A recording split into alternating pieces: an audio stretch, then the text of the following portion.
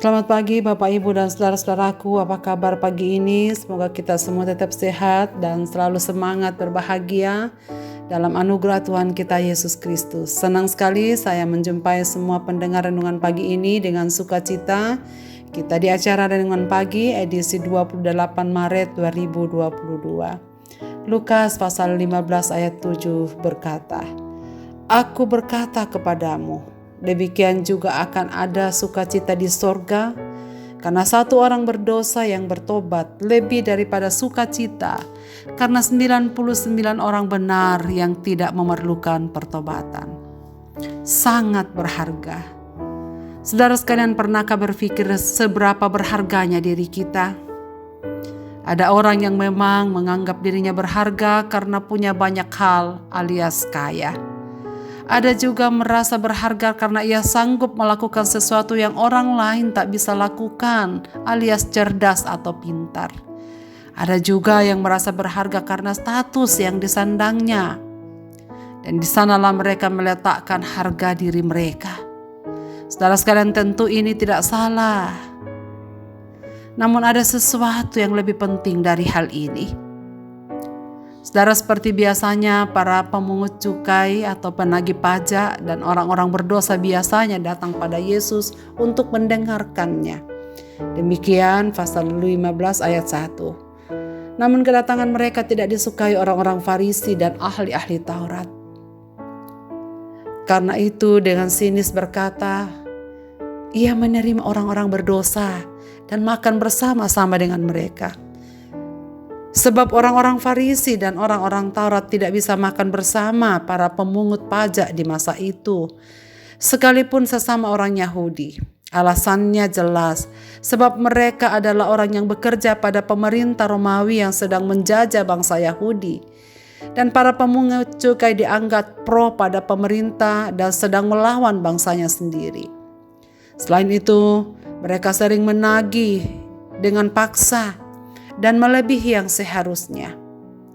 Sehingga ahli Taurat dan orang Farisi menganggap mereka sedang berdosa. Yesus tahu pergolakan batin mereka melihat Yesus yang sangat menerima pemungut cukai ini, bahkan makan bersama mereka. Lalu ia menyampaikan perumpamaan tentang seorang gembala yang dengan rela meninggalkan dombanya 99 ekor di padang gurun, lalu pergi mencari satu ekor yang sesat sampai menemukannya, lalu pulang dengan sukacita dan menaruhnya di atas bahunya dengan gembira. Dan setelah itu ia memanggil tetangga dan sahabat-sahabatnya untuk bersukacita sebab dombanya telah ditemukan. Lalu ia berkata demikian kepada orang-orang yang ada di sana pada waktu itu. Demikian akan ada sukacita di sorga, karena ada satu orang berdosa yang bertobat, lebih daripada sukacita karena ada 99 orang benar yang tidak memerlukan pertobatan. Perumpamaan ini disampaikan untuk menggambarkan keadaan manusia. Tuhan Yesus sangat mencintai dan mengasihi setiap orang yang datang padanya dalam pertobatan. Domba yang hilang adalah gambaran kita manusia. Seringkali kita mau mencari jalan sendiri dan meninggalkan Tuhan.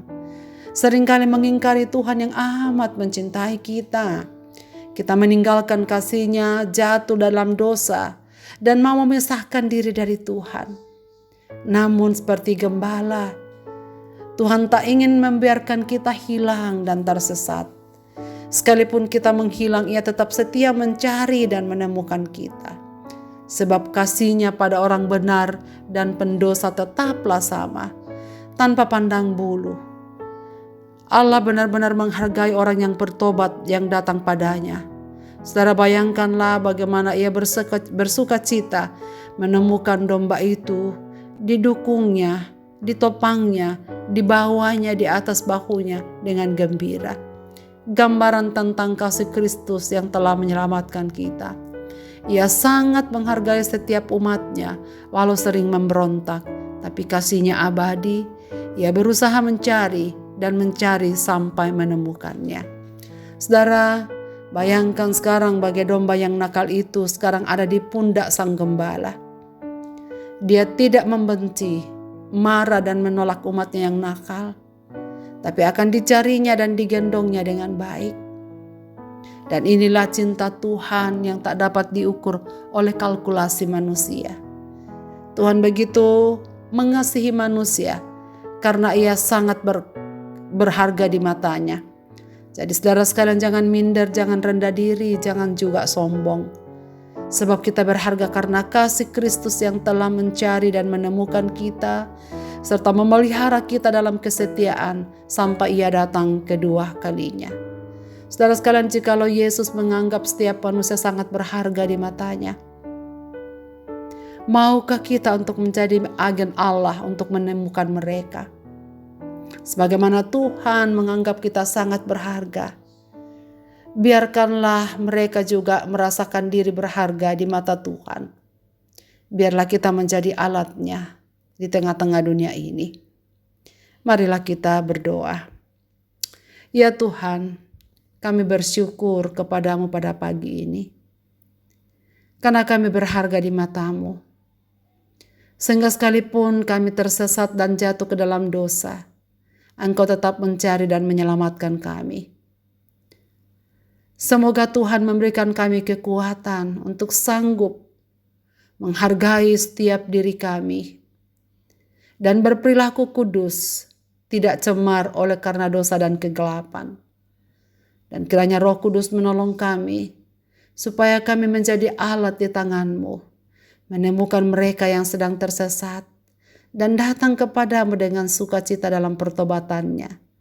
Dan saat itulah kami tetap bersama-sama di dalam gendongan-Mu ya Tuhan. Terima kasih, karena sekarang kami semakin yakin ya Bapa, bahwa Engkau Allah kami yang tak pernah meninggalkan kehidupan kami, apapun situasi yang terjadi di dalamnya.